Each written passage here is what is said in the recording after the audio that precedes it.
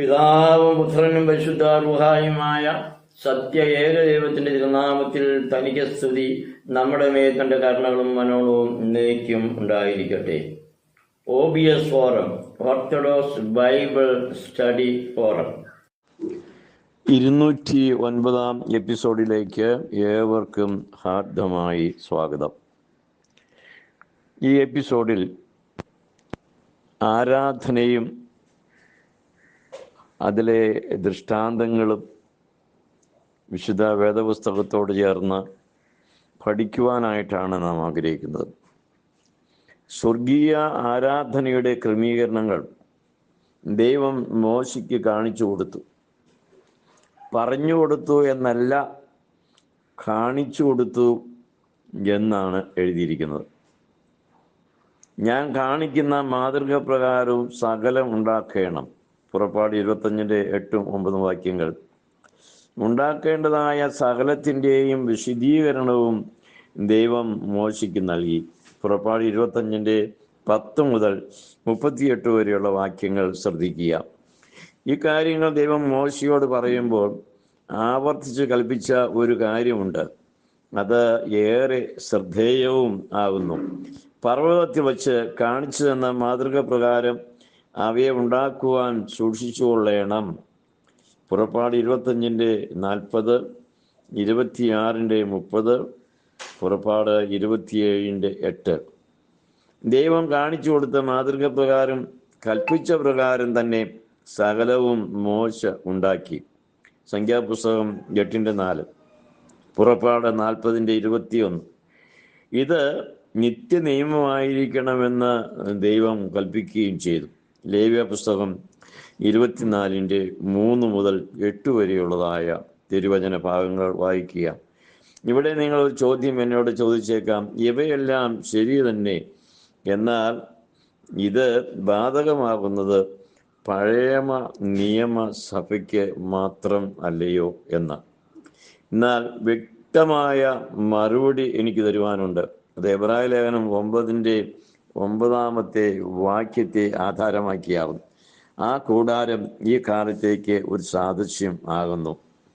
പഴയ നിയമം വരുവാനുള്ളതിൻ്റെ, അതായത് പുതിയ നിയമസഭയുടെ നിഴലായിരുന്നു. എബ്രായർ 10:1 അത് വ്യക്തമാക്കിയിട്ടുണ്ട്.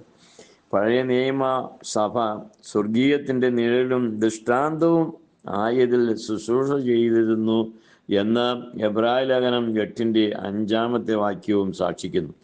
പഴയ നിയമത്തിൽ സ്വർഗീയത്തിൻ്റെ നിഴലും ദൃഷ്ടാന്തവുമായിരുന്ന ആരാധനാ ക്രമവും പൗരോഹിത്യ ശുശ്രൂഷയും പുതിയ നിയമസഭയിൽ പൊരുളായി സ്വർഗീയ ആരാധന ആകുന്നു.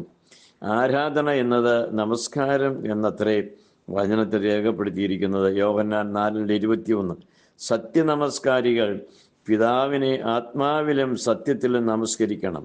ദൈവത്തെ നമസ്കരിക്കാത്ത വർഷിപ്പ് ഒരു വിഭാഗമാണ് പെന്തക്കോസ്ത് ദൈവസഭ വിശ്വാസികൾ. അവർക്ക് നമസ്കാരം ഇല്ല, കൈകൊട്ടി പ്രാർത്ഥനയാണ് അവർ നടത്തുന്നത്. പ്രാർത്ഥന ആരാധനയല്ല, അത് സത്യ ആരാധനയുടെ ഒരു ഘടകം മാത്രമാകുന്നു എന്ന് നാം ഗ്രഹിക്കണം. ചായപ്പൊടി ചായയല്ലാത്തതുപോലെ, അതിൽ വെള്ളം ചേർത്ത് തിളപ്പിക്കുമ്പോൾ ചായയാകുന്നത് പോലെ, അതിനോട് പാല്, ഇഞ്ചി, ഏലക്ക, മറ്റു മസാലകളെല്ലാം ചേർക്കുമ്പോൾ ആ ചായ അതിരുചികരമാകുന്നു എന്നതുപോലെ സ്വർഗീയ ആരാധനയിലെ ഘടകങ്ങൾ ചേരുന്നതാണ് സത്യാരാധന. സ്വർഗീയ ആരാധന ഇതിൻ്റെ നിന്റെ ദൈവമായ കർത്താവിനെ നമസ്കരിച്ച് അവനെ മാത്രമേ ആരാധിക്കാവൂ എന്ന് എഴുതിയിരിക്കുന്നു. സത്യ ആരാധന സ്വർഗീയ ആരാധനയാകുന്നു എന്ന് നാം പഠിക്കണം. ദൈവത്തെ ആരാധിക്കാം, പക്ഷെ ദൈവത്തെ പ്രാർത്ഥിക്കുവാൻ ആർക്കും സാധ്യമല്ല. ദൈവത്തോട് പ്രാർത്ഥിക്കുകയും ദൈവത്തെ ആരാധിക്കുകയും ചെയ്യുന്നതാണ് സത്യ ആരാധനയെ സുറിയാനി സഭ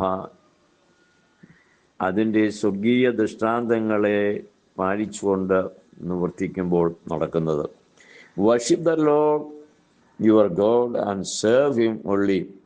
മത്തായി 4:10 ഇപ്രകാരമാണ് എഴുതിയിരിക്കുന്നത്. ഈ വർഷിപ്പ് എന്ന പദത്തെയാണ് നമസ്കരിക്കുക എന്ന് വിവർത്തനം ചെയ്തിരിക്കുന്നത്. ഇത് ദൈവം ഇസ്രായേലിനോട് കൽപ്പിച്ച കൽപ്പനയാകുന്നു എന്നത് ശ്രദ്ധേയമാകുന്നു.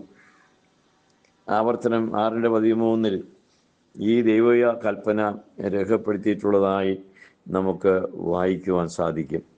പഴയ നിയമത്തിൽ കൊടുത്ത കൽപ്പന പുതിയ നിയമദാതാവായ കർത്താവ് അത് ദൈവത്തെ ആരാധിക്കണം, അവനെ മാത്രമേ ആരാധിക്കാവൂ എന്ന് പ്രത്യേകമായി എടുത്ത് പറയുമ്പോൾ പുതിയ നിയമസഭയുടെ ആരാധനയുടെ മർമ്മം നാം ഉൾക്കൊള്ളണം. അതുകൊണ്ട് പഴയ നിയമസഭ അവിടുത്തെ ആരാധനാ സംവിധാനങ്ങൾ സ്വർഗീയത്തിൻ്റെ നിഴലും ദൃഷ്ടാന്തവുമായിരുന്നു എങ്കിൽ പുതിയ നിയമസഭയുടെ ആരാധന എബ്രായർ 9:9 പറയുന്ന പോലെ അതിൻ്റെ മാതൃകയും ദൃഷ്ടാന്തവുമായിട്ടാകുന്നു നിവർത്തിക്കുന്നത്.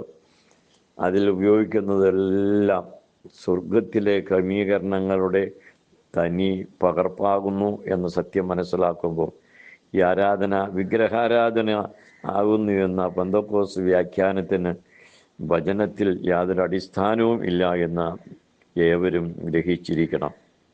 എന്നെ ശ്രദ്ധിച്ച ഏവർക്കും നന്ദി. തണ്ണിക്കോട്ടച്ചൻ.